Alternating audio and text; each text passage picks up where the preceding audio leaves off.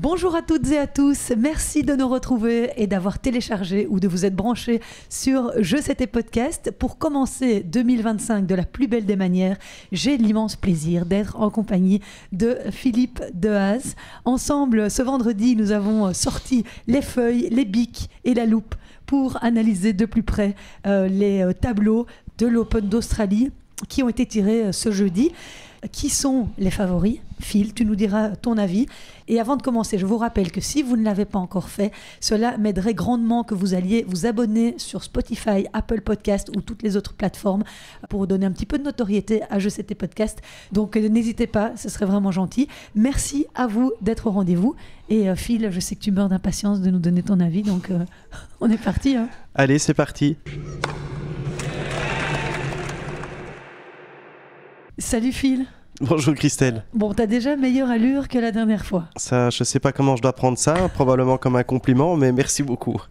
Oui, ça va mieux, ça a l'air d'aller. Ça va mieux, on récupère. Alors ça doit te faire bizarre d'être ici dans 20 cm de neige, alors que d'habitude tu nous nargues tous depuis l'Open d'Australie sous le soleil.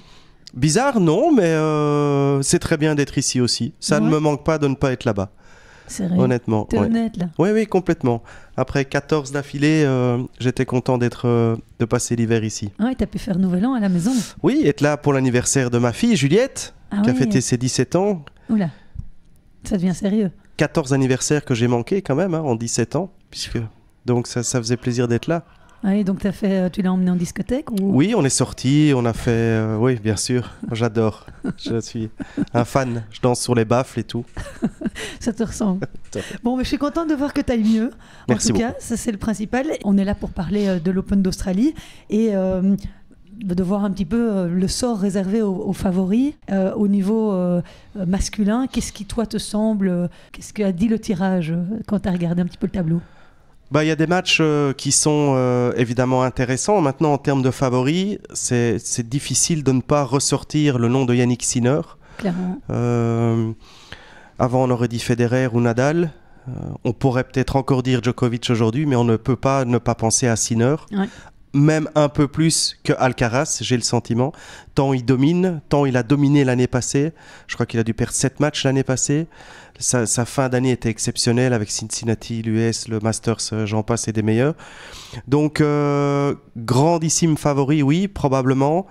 Une année de confirmation pour lui, une année où il va s'asseoir encore plus comme numéro 1 mondial, très certainement. Alors bien sûr, il y a des prétendants qui peuvent venir le chercher, le chatouiller et l'ennuyer, hein, ça c'est certain, on peut faire la liste, mais chez les garçons, je ne peux pas m'empêcher de penser à lui comme grandissime favori. En tout cas, il est tombé dans la bonne partie de tableau, j'ai envie de dire, parce que on en parlera tout de suite, mais la basse partie de tableau, c'est celle de la mort, comme on dirait au foot, avec Zverev, Alcaraz, Djokovic, qui se retrouvent tous dans la même partie de tableau. Et Sinner, on ne va pas dire qu'il a la voie libre, mais c'est vrai qu'il a hérité d'un meilleur tableau que les trois autres. Oui, c'est sûr, ça va jouer. Oui, parce que maintenant... il y a quand même cette petite adaptation chez les hommes depuis que les tout grands sont partis, hein, Federer, Nadal et Andy Murray aussi.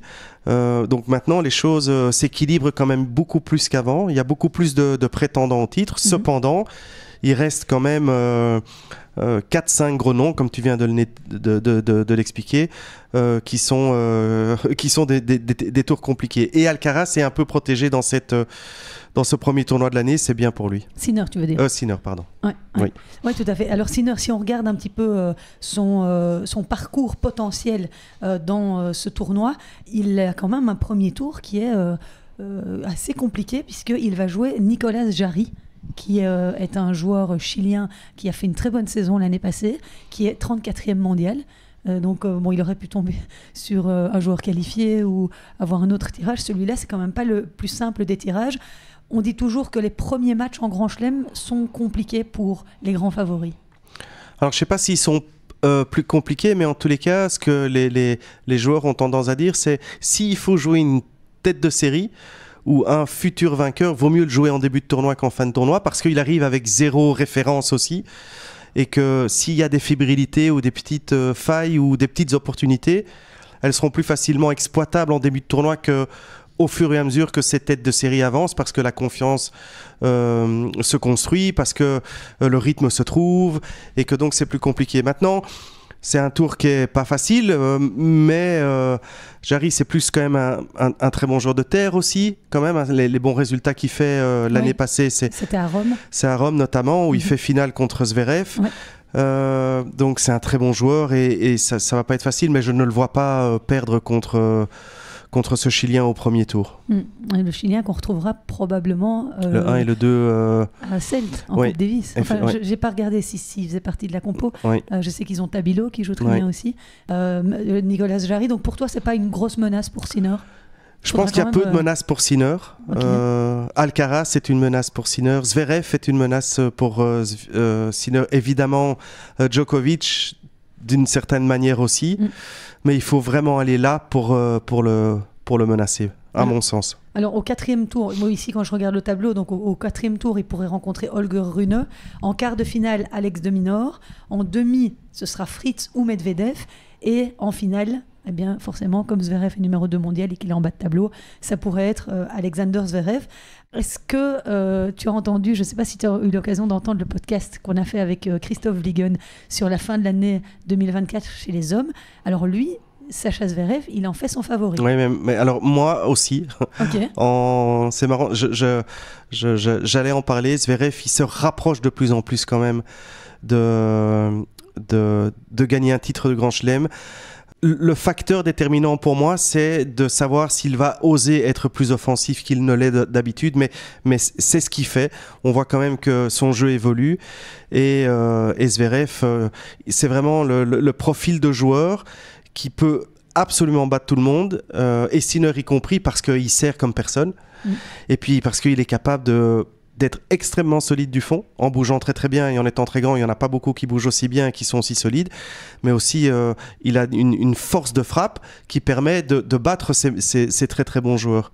Donc Zverev est clairement pour moi aussi un favori. Oui. Il a tout dans le jeu, la maturité est là, l'expérience est là, et je suis vraiment persuadé qu'il va en gagner un des 4 cette année. Il est temps, hein. Oui. Parce que le pauvre, ça fait combien de temps qu'il a... Alors oui, parce qu'il a été toujours trop passif et toujours pas assez offensif. Et c'est pas moi qui le dis. Federer, encore dans une interview dernièrement, il parlait de Zverev et il dit s'il ose être un peu plus entreprenant, il les gagnera, c'est certain. Et je pense que c'est rentré dans sa tête aussi. Enfin, ce serait très maladroit de sa part et de son entourage de ne pas amener les adaptations. Je pense qu'il va le faire et après ça risque de s'ouvrir. Et une surface comme celle de l'Open d'Australie est favorable aux attaquants? Alors aujourd'hui, toutes les surfaces, elles sont plus ou moins similaires quand même, à part quand on va sur terre battue, mais les surfaces en dur, alors certaines rebondissent un peu plus, d'autres sont un tout petit peu plus lentes, mais par rapport à l'US par exemple. Ouais, c'est un peu moins rapide qu'à l'US Open. Ouais. Mais ça reste quand même, ça gicle un peu plus à l'US Open, mais avec la chaleur aussi en Australie, ça peut aussi gicler. C'est assez similaire quand même. Il n'y a pas d'énormes spécificités, donc c'est pas sur ça que ça se jouera. Ok. Alors il a un 4e tour potentiellement compliqué. Bon, on est en Grand Chelem forcément, tu vas me dire, mais c'est Hugo Humbert ou Arthur Fils. Puis il aurait peut-être Casper Ruud en quart de finale. Carlos Alcaraz en demi et, comme je le disais tout à l'heure, Yannick Sinner. Sacré tableau quand même pour aller gagner celui-ci, parce qu'il a Alcaraz. Il pourrait en battre, alors il peut battre les deux la même semaine, hein, c'est pas impossible non plus, mais c'est plus compliqué que de battre un des deux. Oui. C'est une logique ça. Ouais, j'ai fait science-fiction à l'école. Ça se voit. Hein. Et son premier tour, il sera face à Lucas Pouille. Alors, si on reste dans ce bas de tableau, on l'évoquait tout à l'heure, on va quand même s'y attarder un peu plus longuement, c'est Novak Djokovic, 10 fois vainqueur dans ce Grand Chelem en Australie, en quête de son 25e tournoi du Grand Chelem. Il n'a pas gagné le Grand Chelem en 2024. Donc, pour une fois, depuis longtemps, ce n'est pas le favori numéro 1 que tout le monde voit remporter l'Open d'Australie. Et en plus de ça, de par son classement, puisqu'il est 7e mondial aujourd'hui, il a hérité d'un tableau plus compliqué. Et on ne sait pas très bien où il en est, mais c'est un des seuls qui a disputé un tournoi en début d'année. Il a joué à Brisbane, sorti par Reilly Opelka, que les autres n'ont pas joué. Alcaraz n'a pas joué, Medvedev n'a pas joué, et Sinner non plus. Donc voilà, Djokovic, beaucoup d'incertitudes qui l'entourent. Et puis il arrive là avec son nouveau coach. C'est l'attraction de la semaine à Melbourne. J'ai l'impression que chaque année je dis la même chose, mais j'ai envie de dire, importe peu ce qui se passe les semaines qui précèdent un grand chelem avec lui, parce que il se passe quelque chose, il enclenche quelque chose qui fait que il reste de toute façon un favori. À partir du moment où il rentre dans le tournoi, pour moi, son nombre est là. Même quand il n'en a pas gagné de toute l'année. Même quand il n'en a pas gagné de toute l'année. Alors les années passent et ça va être de plus en plus difficile, parce que bien sûr il vieillit, et parce que les autres aussi acquièrent de la maturité et plus d'expérience, et que aussi il a un jeu qui est très contraignant et très fatigant physiquement, puisqu'il doit relancer. Il a pas vraiment de coups à l'image d'un Zverev ou de Sinner qui est capable de frapper très fort dans la balle. Il a un jeu avec un profil un peu différent, mais enfin ça reste quand même Djokovic, et que donc il est capable de faire des choses incroyables. Et pour en revenir sur ce que disait par rapport à son nouveau coach, qui d'autre que Andy Murray pourrait coacher Djokovic?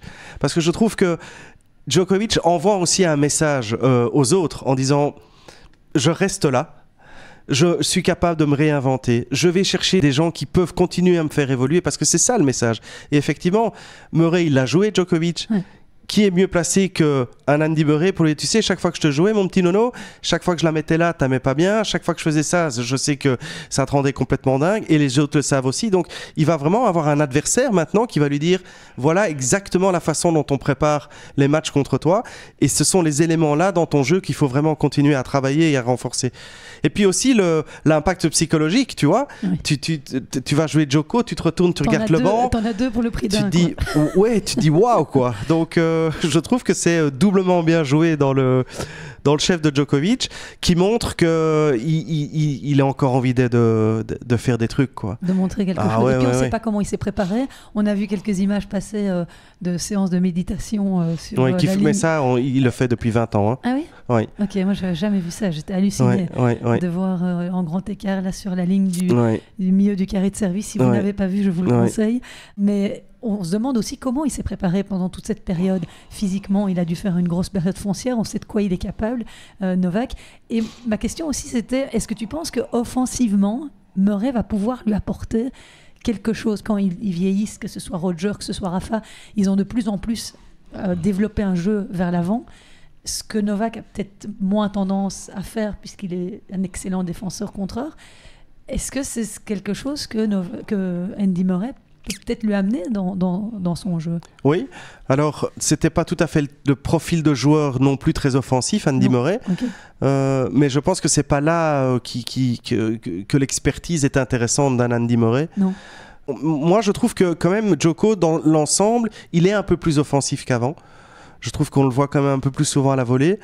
Et il va continuer à le faire, mais pour moi c'est dans l'approche tactique, surtout par rapport à ses adversaires, où je pense qu'Andy Murray va faire son travail, quoi. On verra. Mais c'est chouette, c'est drôle, quoi. C'est difficile à croire.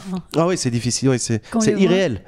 Irréel. Non, et c'est chouette, ils ont eu quelques chouettes échanges pendant la soirée exhibition. Ils se confient un petit peu sur leur relation, et c'était assez sympa à voir cette semaine. Alors il a un premier tour. Je me demande s'il va l'engueuler aussi. Non, ça je crois pas. Non ? Il n'osera pas. Hein. Je sais pas. Il va peut-être appeler Goran. Goran est dans le coin. Je sais pas s'il va travailler, mais on y reviendra, parce que peut-être que vous n'avez pas suivi l'histoire. Ce qui est drôle, c'est que Andy Murray, il n'a fait que engueuler ses coachs pendant toute sa carrière. Tu vois, il avait quand même des attitudes très limites. Djokovic est capable de le faire aussi. Ça m'amuserait de voir Novak Djokovic un peu. Ou alors ils vont faire ça pour faire le buzz, quoi. Ouais, non. Parce qu'ils pourraient, hein. Il pourrait. Toutes les caméras vont être braquées sur eux, ça, c'est certain. Et son premier tour, Novak Djokovic, il sera assez périlleux. Alors moi, je pense, tu vas me donner ton avis, parce qu'il va jouer contre Niché Bazavaredi. Alors, Bazavaredi, tu ne vois pas, tu connais Buvons un coup, ma serpette. Bon. Bazavaredi, c'est un joueur qui a, alors il a 19 ans, je pense, 18-19 ans. Il est issu de la Next Gen. Il était au Masters de la Next Gen cette année. C'est vraiment un joueur très talentueux. Il était en demi-finale à Auckland la semaine dernière. Et il a beaucoup joué. parce que il est passé par les qualifs. Il a sorti Van de Zandschulp, Tabilo, Alex Michelsen. C'est vraiment un jeune prodige américain qui n'aura rien à perdre. Et je me dis que ça peut être un premier tour assez intéressant. Oui, ça peut être chouette à suivre. Maintenant, on joue quand même dans un format au meilleur des 5-7. Donc, le petit jeune, il peut être en chaleur pendant 2 heures. Ça, peut-être ça resterait insuffisant. Donc, voilà. Mais effectivement, c'est en tous les cas un duel de génération, clairement. Ouais. Donc, ça, c'est toujours chouette. Et puis, il faudra voir la chaleur aussi. Novak... il n'est plus tout jeune. Non, mais là, je ne suis pas inquiet non plus. Non. Il est tellement au taquet physiquement, tellement en avance sur tout. Et il paraît qu'il est hyper affûté en plus. Ici, ces dernières semaines, les gens ont dit qu'ils étaient vraiment... Il rajeunit presque, c'est fou. Ouais. Sa méthode d'entraînement, son hygiène de vie, et c'est irréel. Écoute, voilà, il faut en prendre de la graine. Hein. Voilà. Lui, il en prend aussi des graines d'ailleurs. Il mange beaucoup de graines. Phil est en forme en 2025. Je vous préviens, c'est une grosse année là, qui nous attend. Daniil Medvedev, on n'en a pas parlé, mais lui aussi est sur la pointe des pieds. On ne l'attend pas forcément, alors que l'année passée, il était quand même finaliste face à Yannick Sinner. Il a déclaré dans la presse il y a 2 jours ou hier qu'il avait encore beaucoup de choses à montrer. Donc il a prévenu ses adversaires qu'il avait encore beaucoup de choses à montrer. Et il doit jouer Popyrin au 3e tour, le joueur de Xavier Malisse, Rublev au 4e tour, Taylor Fritz éventuellement en quart de finale, Yannick Sinner en demi et peut-être une finale contre Zverev. Tu le penses capable de faire la même chose que l'année passée, Medvedev, au vu de sa saison ? En fait, c'est bizarre, le sentiment que j'ai avec Daniil Medvedev, c'est que je trouve qu'il fait de moins en moins peur comme ça, tu vois. Ouais. Je trouve que les attitudes qu'il a, tu vois, cette nervosité permanente, cette rage qu'il peut avoir envers de nouveau son staff, etc., fait qu'il y a des moments où je me demande s'il est vraiment câblé pour aller... Alors, il a déjà fait 3 finales, donc tu vas me dire, quand tu es en finale, tu peux la gagner aussi, mais il ne les a pas gagnées, et j'ai le sentiment que son jeu n'évolue pas beaucoup non plus. On le voit toujours retourner du vestiaire, et il fait toujours la même chose, et voilà. Donc, je sais pas, moi j'en fais pas un favori, mais ce n'est que mon humble avis, mais j'ai le sens, il va faire du Medvedev, il va être difficile à battre, il va ramener beaucoup de balles, il va tirer des passings, il va défendre, mais est-ce qu'il va être capable d'aller sortir Fritz, Sinner et Zverev? Waouh, c'est un sacré challenge pour lui quand même. Et Taylor Fritz, il est toujours là aussi dans les mauvais coups, ces derniers temps. Il est vraiment bien régulier, il vient de remporter la United Cup, donc il a eu quelques matchs dans les jambes. Oui, c'est le moins charismatique, mais il est là, il est très très très constant. Et puis il a un jeu fantastique, il sert très très bien, très offensif.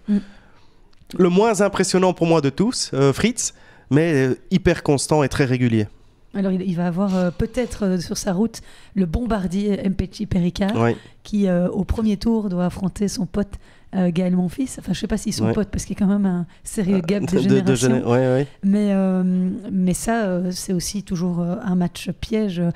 Comment on joue contre des... Enfin, je sais pas, tu n'as sans doute pas dû le faire dans ta vie, mais jouer contre des mecs qui serrent des avions comme ça doit être tellement compliqué. Et Mpetshi Perricard, je crois que la moyenne de sa deuxième est à 224 ou 225 km. Donc ça veut dire qu'il frappe un tout petit peu moins fort. Non, mais c'est une très très bonne question. Je sais pas. Parce que tu regardes passer les balles comme ça, déjà au niveau du rythme, ça doit être épouvantable. Et puis, maintenant, je reviens sur ce que je disais par rapport au match de Djokovic tout à l'heure contre le jeune américain. On va en 5-7. Il peut faire très chaud. Et est-ce que Mpetshi Perricard va être capable de pouvoir servir à 2,30 ses deuxièmes balles pendant 3h30, 4h? Sur des matchs en 2-7 gagnants, c'est sensiblement différent quand même.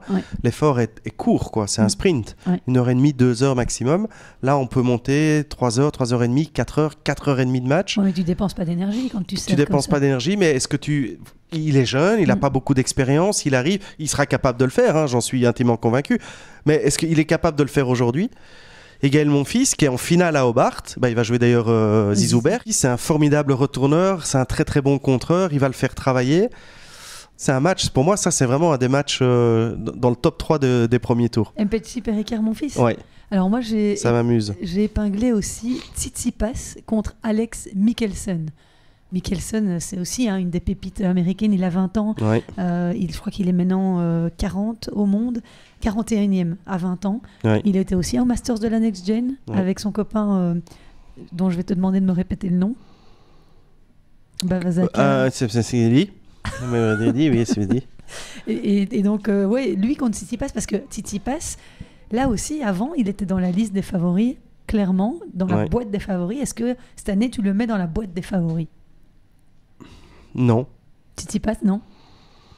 Un peu pour la même raison que... Medvedev. Oui, exactement. J'ai l'impression que ça va, et puis sur un certain match, il peut complètement... dégoupiller comme ça. Et c'est quand tu vois sa feuille de résultats, à un moment donné, il se troue. Et on se demande pourquoi. Et donc, il va faire un bon tournoi, certainement. Il va aller loin, probablement. Il va faire certainement une ou deux belles performances. Mais est-ce qu'il peut s'envoyer le tournoi avec avec Alcaraz, avec Zverev, avec Sinner? Pareil pour moi, je le vois pas. Je le vois pas passer, et je peux évidemment me tromper. Ça arrive souvent, ça. Et non, jamais. Toi, tu te trompes pas. Okay. Et par rapport à Carlos Alcaraz, tu disais tout à l'heure que tu voyais Sinner nettement plus dans les favoris que lui. Qu'est-ce qui te fait dire ça? Alors pas vraiment nettement, mais je le trouve. En tout cas, c'est vrai qu'en Australie, il n'a pas montré d'aussi grandes choses que sur des Wimbledon, Roland Garros. C'est peut-être là où il a été le moins présent, mais j'ai un petit peu le même sentiment, et en même temps je me dis non, quand il monte sur un terrain, on a envie de se dire qu'il peut mais c'est fracasser tout le monde. Oui, c'est du 50-50 ou du 51-49. Non, mais alors Alcaraz, pour moi, ce qui m'inquiète toujours un peu, c'est de savoir s'il va être capable de faire toute l'année sans se blesser. Oui.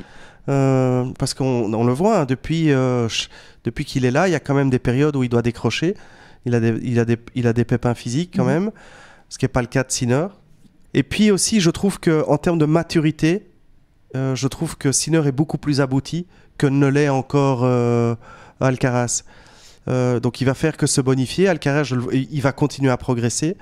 Mais je trouve qu'il a encore, dans certains matchs, des moments où il est très surprenant comme joueur, hein. On est d'accord ou pas? Il monte, il est les amortis, il fait des trucs fantastiques et fabuleux, mais j'ai l'impression que il manque de temps en temps un peu de cohérence ou de consistance tactique ou de solidité tactique ou qui fait que un peu foufou, quoi. Oui, c'est ça. Mais alors c'est ce qui fait qu'il est terriblement bon.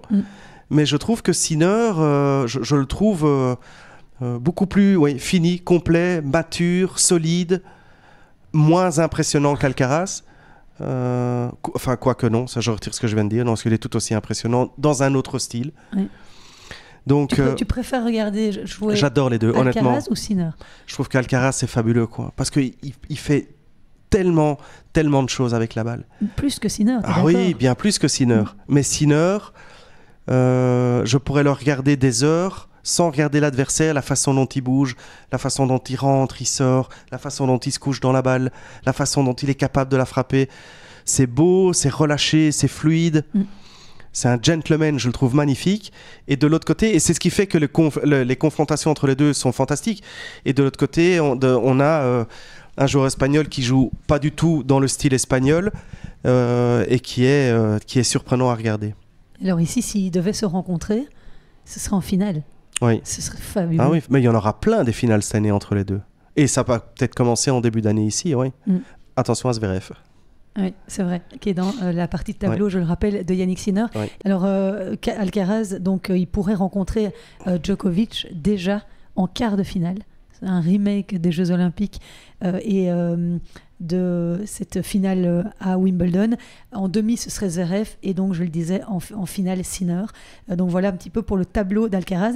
Voilà. Et pour terminer ce chapitre sur les hommes, Phil, on va quand même évoquer nos joueurs belges, puisque Gauthier Auclin, à 23 ans, pour la première fois de sa carrière, vient de se qualifier pour la phase finale d'un tournoi du Grand Chelem.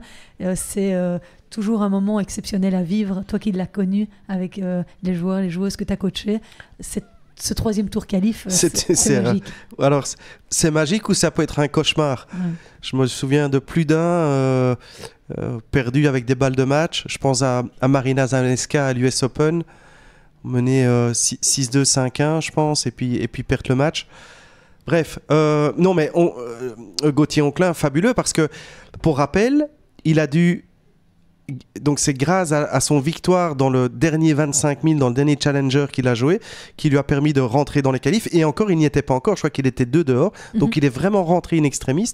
Donc d'abord, bravo pour la victoire sur ce dernier tournoi. Il était obligé de le gagner pour se donner une petite chance. Il gagne le tournoi. Il arrive là-bas, il a un peu de chance, il rentre. Et il se qualifie, mais pas en battant Tish et Tosh non plus. Il fait vraiment il bat McDonald au dernier tour. Ouais, Mackenzie McDonald, magnifique. Et oui, pour lui, ça doit être ça doit être fabuleux pour aussi parce qu'il y a une saine rivalité avec son copain Raphaël Collignon. Ouais. Et Raphaël a vraiment décollé l'année passée. Il a fait une saison fantastique. Et Gauthier blessé, etc., un peu sur le retrait. Et là, il a remis un peu les pendules à l'heure. Ouais.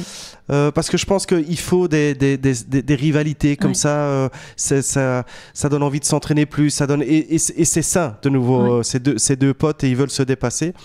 Et donc pour le tennis belge, c'est évidemment fantastique. Pour lui aussi, qui est un garçon absolument charmant, et pour Steve Darcy aussi, et Ananda van den Doren qui travaille avec tous ces gars-là. Enfin, pour Alexandre le tennis, pour le tennis francophone, c'est une magnifique victoire. Et il sera opposé à Reilly Opelka, finaliste à Brisbane, qui a dû déclarer forfait face à Jiri Lehečka après quelques minutes de jeu parce que il avait des douleurs au poignet. Et on sait que pendant 2 ans, Opelka, de 2022 à 2024, il n'a pas pu aller sur le circuit parce qu'il a eu d'abord des problèmes de hanche, il a eu une tumeur bénigne dont il a dû se faire opérer, il a dû se la faire retirer, et puis après, il a eu des problèmes au poignet, et il a fait un petit peu tous les pays du monde pour se faire soigner. Donc il est même venu en Belgique voir des spécialistes pour essayer de trouver une solution par rapport à son poignet. Il a été en Allemagne, il a été un peu partout aux États-Unis. Et bon, visiblement, ils ont trouvé ce qui n'allait pas. Il a pu rejouer et donc il a battu Novak Djokovic la semaine passée à Brisbane, Reilly Opelka. Mais là, on ne sait pas du tout dans quel état il est. Bon, on ne va pas lui souhaiter malheur, mais enfin, c'est vrai que si Gauthier pouvait passer un petit tour, ce serait encore plus fabuleux, son histoire australienne. Évidemment. Mais on ne peut pas l'espérer au détriment d'une blessure, parce que s'il ne joue pas, il va se retirer, il y aura un lucky loser. Donc, oui. À mon avis, s'il est blessé, je ne pense pas qu'il va monter pour faire 3 jeux. Ça n'a pas beaucoup d'intérêt, quoi. Est-ce qu'ils ont le droit? Parce qu'ils prennent quand même un chèque assez... Non, aujourd'hui, le prize money est partagé quand on se retire. Ah oui, c'est juste. Ouais. Au-delà de la belle performance de Gauthier Auclin, il y a David Goffin qui jouera Benjamin Bonzi, contre qui il mène 3-0 dans leur duel. Il aura un deuxième tour potentiel contre son pote Grigor Dimitrov. Mais David, il ne rassure pas beaucoup en ce début d'année. Il n'a pas super bien commencé l'année du tout. Il a été battu par Vukic au premier tour à Brisbane et par Hijikata à Adélaïde. Le plein de confiance n'a sans doute pas été fait, d'autant que ce n'était pas des petites défaites. Vukic, il a pris 2 et 3 et Hijikata 1 et 2. Moi, j'ai vu le match contre Hijikata et même lui était un peu dépité du mauvais niveau de jeu. Alors, je ne sais pas du tout. On l'aura en conférence de presse normalement demain matin, samedi. Mais... c'est vrai qu'on espérait que David commence l'année de manière tonitruante après ce qu'il a montré l'année passée. Et c'est pour ça que je suis content que tu ne me poses pas la question qu'attendre de David Goffin, parce que honnêtement, je trouve que c'est terriblement difficile à répondre. On sait qu'il est capable de beaucoup et de très très bon, et puis on sait malheureusement qu'on peut attendre un début de saison comme ça qui n'est pas en lien avec sa fin de saison. Et souvent, quand ceux qui terminent bien commencent bien quand même. Je veux dire, parce que finalement, le break est quand même relativement court. Oui. Donc, on ne perd pas la confiance comme ça en 4 semaines. Oui. Et David, il s'était quand même rassuré en remontant top 50. ou top 60. Oui. Il est peut-être juste derrière le top 50, il est 52, 53. Ouais, donc il est là. Et puis, bon voilà, maintenant, de nouveau, l'Australie, Grand Chelem, 5-7, beaucoup d'expérience, il y aura de l'envie. Et c'est un très bon tour. Benjamin Bonzi, il est sorti des qualifs là, sur les 2 tournois, je crois Brisbane et Adélaïde. Et puis après, voilà, il est 70, il a 28 ans. Benjamin Bonzi, il l'a battu 3 fois. Il n'y a pas de surprise. C'est pas quelqu'un qui vient de nulle part. Il connaît le niveau de jeu de Benjamin Bonzi. Mais pour en revenir sur David, c'est difficile toujours à comprendre finalement ce niveau qui fluctue entre le bon, peut-être même le très très bon et l'insatisfaisant. Et ça, c'est une grosse question, quoi. On a vraiment envie d'essayer de comprendre en tant que fan, en disant mais tiens, allez David, comment c'est possible que tu puisses soudainement chuter comme ça et ne plus rien sentir et bon, voilà, c'est David. On connaît David, ça fonctionne comme ça. Mais c'est une nouvelle histoire qui commence avec l'Australian Open et je pense que là, il devrait quand même s'en sortir. On espère, hein, on espère. Et alors le dernier en piste, bah lui il sera pas frais par contre, hein, parce qu'avec tout ce qu'il a donné là dans ce tournoi d'Auckland, c'est Zizou Bergs qui va disputer sa finale cette nuit face à Gaël Monfils et qui après prendra un vol pour Melbourne où il jouera dès le début de la semaine contre Facundo Diaz Acosta, 78e mondial. Zizou mène 1-0, il l'avait battu, c'était à l'European Open d'Anvers, 7-5, 6-4. Et en cas de succès, eh bien, Zizou retrouverait un autre Argentin, Francisco Cerundolo, ou bien Alexander Bublik, et ses fameux services à la cuillère.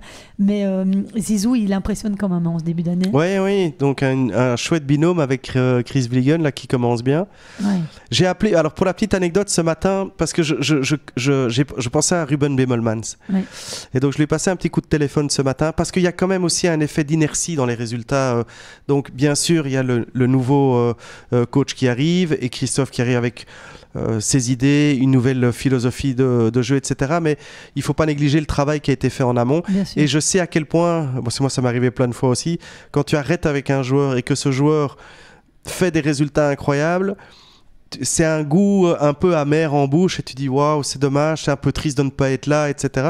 Donc j'ai appelé Ruben tout à l'heure pour le féliciter aussi pour les résultats, parce que je crois sincèrement que c'est un peu la continuité, et pour lui dire que dans ce job c'est une roue qui tourne, mais il était plutôt ok avec ça. Donc Zizou Bergs, mais tu sais, je pense que vaut mieux, vu son classement, Zizou, s'il fallait choisir entre gagner Auckland ou passer un premier tour à l'Australian Open, il vaut mieux qu'il aille au bout à Auckland, qu'il prenne ces 250 points-là, qu'il gagne un titre ATP, et même si ça lui coûte des plumes et qu'il trébuche au premier tour-là, vu son jeune âge et qu'il est en train de monter, pour moi c'est pas dramatique. Donc il reste bien, enfin si moi j'étais le coach, je dis on focus sur Auckland, on donne tout ce qu'il faut pour aller chercher le titre, et puis il va arriver chargé à balle de guerre, et sur l'adrénaline, sur la confiance, ça peut continuer à exploser, hein. Quand tu vois son premier tour, il peut quand même c'est jouable, bien sûr, passer un tour sans problème. Mais voilà, écoute, on a fait le tour un petit peu de ce qu'on pouvait dire chez les hommes. On va regarder maintenant un petit peu du côté du tableau féminin, où là on a aussi 4 grandes joueuses qui sortent du lot, évidemment Sabalenka, Coco Gauff, Iga Swiatek et Rybakina et Elena Rybakina, qui sont les 4 grandes favorites de cette édition de l'Australian Open.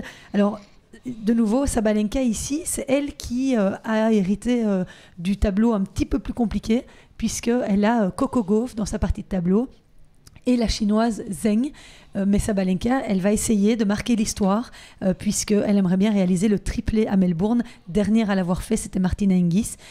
Maintenant, ça va être costaud parce qu'elle n'a pas spécialement été gâtée par le tirage. Premier tour, est-ce que compliqué ou pas contre Sloane Stephens, qui est une ancienne numéro 3 mondiale quand même, et ancienne lauréate en Grand Chelem. Qu'est-ce qui lui est arrivé en fait? Alors Sloane Stephens, je pense, il faut regarder, mais qu'elle est à mon avis à son 7e ou 8e premier tour de suite. Je disais il y a quelques minutes que souvent tu termines l'année comme tu la commences. Oui.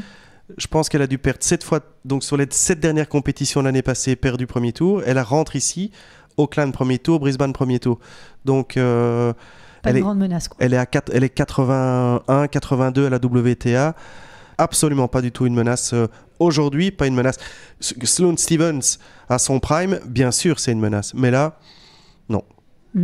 Par contre, Coco Gauff, qui a gagné la United Cup et qui a, on va en parler, en United Cup battu Iga Swiatek pour la 2e fois de suite.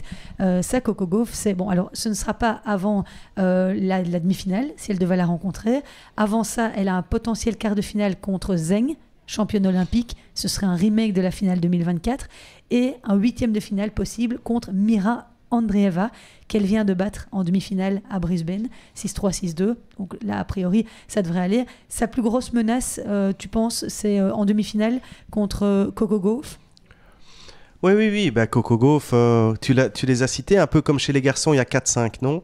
Tu les as cités, je ne vais pas les répéter. Coco Gauff, dans un style différent, mais tout aussi dangereuse que Sabalenka.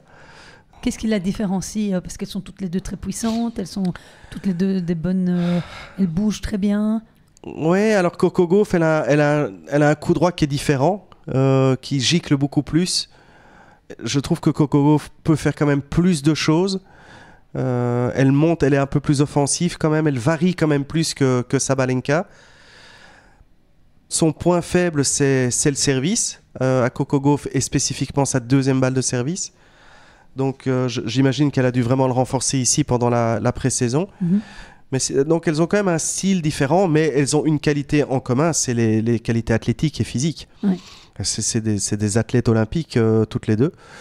Très très fortes, très puissantes. Et pour aller aujourd'hui s'envoyer un tournoi chez les filles, ça c'est vraiment la condition sine qua non, tu vois.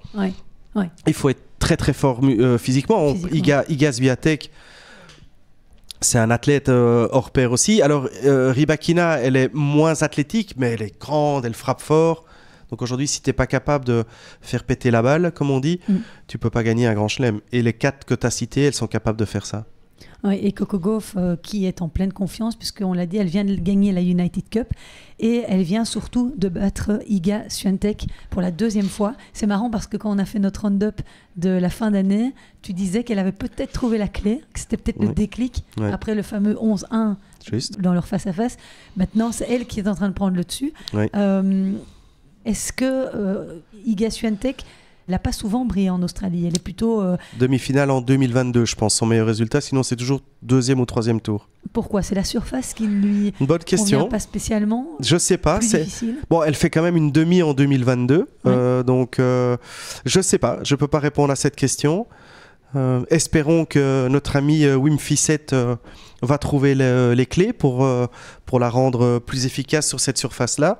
Ou en tous les cas, sur ce tournoi-là. Est-ce que c'est la chaleur qu'elle supporte un tout petit peu moins? J'en sais rien, parce qu'elle a tout dans son jeu pour aller au bout. Pas moins forte que les autres, quoi. Il faudra voir aussi l'impact psychologique que sa suspension de fin d'année, là...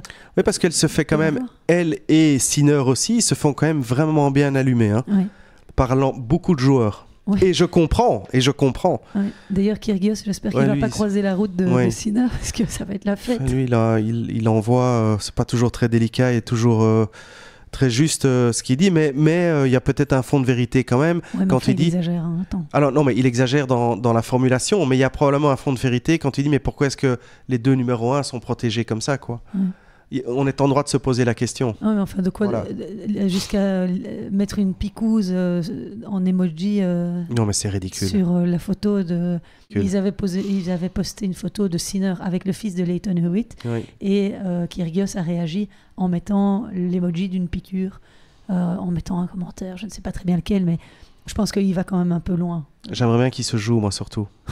Ça serait... Mais il va pas bien, Kyrgios. Je regardais ici mes petites notes, je l'avais noté. Il est blessé aux abdos. Il est blessé aux abdos et il a dit qu'il allait prendre beaucoup d'antidouleurs. Mais qu'a priori, il n'était pas en grande forme. Donc voilà. Maintenant, j'aimerais bien avoir par contre ton avis, Phil, sur l'affaire Rybakina, puisqu'on en a parlé. Elena Rybakina qui est en bas de tableau, dans la partie de tableau de Swiatek, enfin la haute partie du bas de tableau. Mais Stefano Vukov, qui était son coach, qui est revenu, qui avait été licencié juste avant l'US Open, elle avait demandé à Goran Ivanisevic de la coacher. Goran est en Australie. Et là, elle rappelle Vukov pour réintégrer son équipe, alors qu'il est suspendu par la WTA. C'est quand même incroyable. Alors, s'il a pu revenir, c'est que... Comment c'est possible, ça? C'est que la suspension a sauté. Maintenant, un grand chelem, c'est l'ITF, c'est pas la WTA. Donc, les règles sont différentes. Exactement. Probablement que c'est la raison pour laquelle il est d'office là. Je sais, écoute, honnêtement, je sais pas, et j'ai même pas envie de me poser la question. Tellement c'est irrationnel, cette relation. C'est un vaudeville, ce truc. Donc...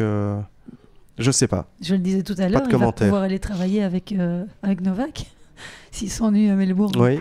Bah, j'imagine qu'elle ne va pas chasser Goran Ivanisevic parce que son ancien coach revient. Ah bah ils sont en train de apparemment Goran a fait des déclarations dans la presse en disant que il était assez outré par l'attitude et que il attendait de savoir exactement comment ça allait se passer, mais que pour l'instant il était en stand-by, quoi. Ah oui. Ah oui. Tu vois, je suis pas à la page comme tu l'es. Bienvenue chez les femmes. Voilà, bienvenue chez les femmes. Alors, juste pour être complet par rapport à Swiatek dont on a parlé, je voudrais dire qu'elle va jouer potentiellement en quart de finale Emma Navarro. Ça, c'est quand même un tour difficile à jouer, demi-finaliste du dernier US Open. Et en demi, elle pourrait jouer Yasmine Paolini ou Rybakina, qu'elle a battue en demi-finale de la United Cup. Paolini, tu la mets dans la boîte des favoris ? C'est la première non favorite de mes favorites. Oui. Enfin, moi, je dirais ça de Mukova. Alors d'office, Mukova. Ah. D'office. Okay. Si je dois choisir entre Mukova et Paolini, bien sûr, je prends Mukova. Okay. Si elle ne se blesse pas et si elle va au bout du tournoi, parce que la pauvre, c'est compliqué. Ah oui. Pour la petite histoire, Mukova aussi coachée par Kirsten Flipkens, donc on a beaucoup de Belges sur le circuit. Encore maintenant ? Oui, encore maintenant. Ok. Alors, pas à temps plein, mais en consultance et quand même régulièrement. Donc, voir gagner Mukova, c'est voir gagner un peu le tennis belge. On peut le faire comme ça. Comme Swiatek. Comme Iga Swiatek, exactement. Mais Paolini, quand tu fais finale à Roland et puis après, 2 semaines après, tu fais finale à Wim, tu dis, tu peux pas ne pas parler d'elle et lui donner un peu de légitimité. Donc... maintenant, elle a un jeu quand même de nouveau qui n'a pas les caractéristiques pour moi nécessaires pour aller au bout. Regarde, elle s'est fait quand même bien corriger à Roland contre Iga en finale. C'était vraiment un match à sens unique. Ouais, mais bon, Iga sur terre, de toute façon, c'est à sens unique. Hein. Ok, mais donc Iga sur terre est à sens unique, Sabalenka sur dur est à sens unique. Tu vois, après, il y en a ces 3-4 là, elles sont un peu tellement fortes. Ouais. Alors, bien sûr, peut-être que sur un match, elle peut le faire, mais je ne la vois pas comme favorite, non. Mais elle est là. Quelles sont ses qualités de joueuse, Paolini, si petite, Paolini, elle a une lecture du jeu qui est vraiment incroyable. Elle anticipe très, très bien. Elle bouge merveilleusement bien. De nouveau, on en parlait, une des caractéristiques. Et puis, elle frappe pas très, très fort, mais elle arrive à bien faire déjouer ses adversaires. Elle est très intelligente. Je pense que c'est son intelligence de jeu et ses qualités physiques. Je pense que c'est ça. Moi, je me souviens j'ai découvert cette gamine en 2018 quand je coachais Kasatkina et elle avait très mal joué sur terre. Et avant Roland, je la fais jouer Prague. Donc, on demande une wildcard pour aller jouer le tournoi de Prague. Et on arrive à Prague et elle joue Paolini qui reçoit aussi une wildcard. Mais Paolini avait 17 ans, je sais pas, 16 ans, 17 ans, peut-être même pas 18. Et Paolini bat Kasatkina, qui était pas top 10 à l'époque, mais elle était 25 ou 30. Oui. Et j'avais dit, waouh, un talent, mais dingue, un timing, toujours bien mis, toujours le bon choix. Ouais. Fabuleux, fabuleux. Et donc, après, si tu m'avais demandé en 2018, tu la vois monter top 10 et faire 2 finales en Grand Chelem la même année, je dis, waouh. Ça, je sais pas, mais et pourtant elle l'a fait. Non, il s'est sorti de nulle part. Hein. C'est sorti de nulle part. Mais le potentiel, fou. Ouais. Moi, c'est son sourire qui me. Ouais. Et à Stuttgart l'année passée, on est avec Griet Minon et elle s'entraîne juste avant. Et moi, j'arrive une demi-heure avant parce que je regardais un peu les entraînements. Elle n'arrête pas de sourire. C'est pas juste un truc... Et je me souviens d'être monté sur le terrain. Je dis, mais tu t'arrêtes. Il y a des moments où tu t'arrêtes de rigoler un peu ou pas? Elle me fait, non, moi, j'ai besoin de rigoler, sinon j'arrête. Ou un truc comme ça. Ça se voit. Elle est de bonne humeur tout le temps. Elle s'amuse. Elle est solaire, exactement. C'est pour ça, moi, j'adore la regarder jouer. Parce qu'elle c'est un peu comme Hans Jabeur. Bien sûr. Qui fait pas mauvais début de saison, là, elle revient un petit peu. Ouais. Et c'est tellement agréable de voir jouer ces filles-là qui sont des sœurs sourires. Oui. Voilà, il faudrait tous apprendre dans ton école sourire à tous les enfants. Nos élèves à Your Tennis School, ils sourient tous. C'est vrai, ils sourient, ils sourient tous. Ok, alors c'est bien. Bon, ils sourient tous. Il faut qu'on se dépêche parce qu'on doit bientôt te laisser partir. Alors, on va conclure. Allez, concluons. On va conclure, comme Jean-Claude Duss. Oui, sur un malentendu. On va conclure avec nos Belges, bien sûr. Elise Mertens, qui va jouer aussi la finale à Hobart. Presque comme chaque année. Elle va jouer la finale à Hobart cette nuit. Donc, ce sera contre McCartney Kessler, 67e à la WTA. Je ne connais pas très bien. Ok, voilà, c'était la question que je voulais te poser. Question suivante, on passe à la suite, oui. Non, Elise Mertens, et elle va affronter Victoria Golubic au qu'on connaît bien évidemment. On rappelle que l'Australian Open est le grand chelem qui a le mieux réussi à Elise Mertens, puisqu'elle est arrivée en demi-finale. C'était en 2018 contre Caroline Wozniacki, et Mertens, en cas de victoire au premier tour, pourrait retrouver Jessica Pegula, 7e mondiale. Là, ça va être moins drôle, par contre, le deuxième tour. Oui, Elise Mertens qui joue bien chaque fois en Australie, elle adore. Fou, elle fait chaque fois au moins presque une finale, quand je dis chaque année, c'est vraiment le cas. Elle se lance toujours très. Elle termine bien l'année. De nouveau, elle est encore un bon exemple. Souvent, maintenant, Monastir, c'est pas joué cette année, mais elle a gagné 2 fois de suite. Le 250, elle arrive en Australie, elle continue et. Donc, elle lance sa saison en Australie parfaitement bien. Elise Mertens, c'est une valeur sûre en Grand Chelem, donc elle est capable de faire des très belles choses. Je pense qu'elle devrait s'en sortir contre Golubic et son revers à une main. Et après c'est un peu plus compliqué pour elle. Pegula, ça envoie du lourd quand même. Mais pourquoi pas, tout est possible. Surtout qu'elle sera en confiance puisqu'elle viendra jouer une finale. Voilà. Et alors pour terminer, évidemment, petite Grete. Mon ex-petite Grete. Qui doit, ton ex-petite Grete qui doit te manquer quand même. Elle a eu un tirage plutôt favorable puisqu'elle affrontera Destiny Ayava, l'Australienne, 195e mondiale, issue des qualifications. Elle l'avait déjà joué apparemment. Oui, à Toronto, mais j'étais pas là. Australienne très puissante. Elle s'est qualifiée relativement facilement. J'ai regardé un peu elle n'a pas perdu un set. Donc elle a déjà joué 3 tours. Elle joue 3 tours, elle est chez elle. Ouais. Alors, Grete Miller sait faire plus de choses que cette jeune Australienne. Mais bon, ça va dépendre plus de Minen que de la jeune Australienne. Ça veut dire que si Grete ne se laisse pas trop démonter, j'ai pas envie de dire trop impressionnée, mais malheureusement, elle arrive en Australie avec, je pense qu'elle a perdu chaque fois premier tour les 3 dernières années. Donc elle est en manque de confiance sur cette tournée australienne. Elle a gagné ses premiers matchs pour la première fois depuis 3 ans maintenant, donc elle arrive quand même avec un autre état d'esprit. Mais c'est pas le Grand Chelem qui lui réussit le plus. Donc je la vois gagner. Pour moi, elle est favorite. Parce qu'elle a fait quelques bons matchs ici. Elle a battu Tomova notamment. Oui, Tomova qui est 50 au monde.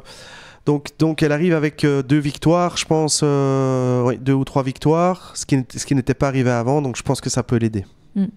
Bon, mais écoute, Phil, c'était un vrai plaisir de partager, te revoir et de discuter un peu de cette Australienne. Et puis, on aura l'occasion chaque jour de faire un petit débrief un petit quart d'heure par jour. On se joindra par connexion interposée. Par satellite, quoi. Par satellite, entre Tourine-Lagrosse et Lannes, ça devrait le faire. Et on débriefera chaque jour ce qu'il fallait ne pas manquer dans le tableau féminin et masculin. Merci beaucoup d'avoir été avec nous. Merci Phil de nous avoir accueillis c'est pas ton bureau ici. Non, c'est pas mon bureau ici. J'ai envie de te dire. Heureusement. On espérait de vous montrer le décor parce qu'il y a des terrains de tennis au cas où vous ne l'auriez pas vu. Et des sapins. Des beaux sapins. Mais c'était pas tout à fait réussi. On essaiera un meilleur setup pour les prochaines fois, c'est promis. Merci d'avoir été au rendez-vous et à tout bientôt. Bon Open d'Australie à tous et n'hésitez pas à venir nous dire ce que vous en pensez sur les réseaux sociaux. Ciao, ciao. Ciao.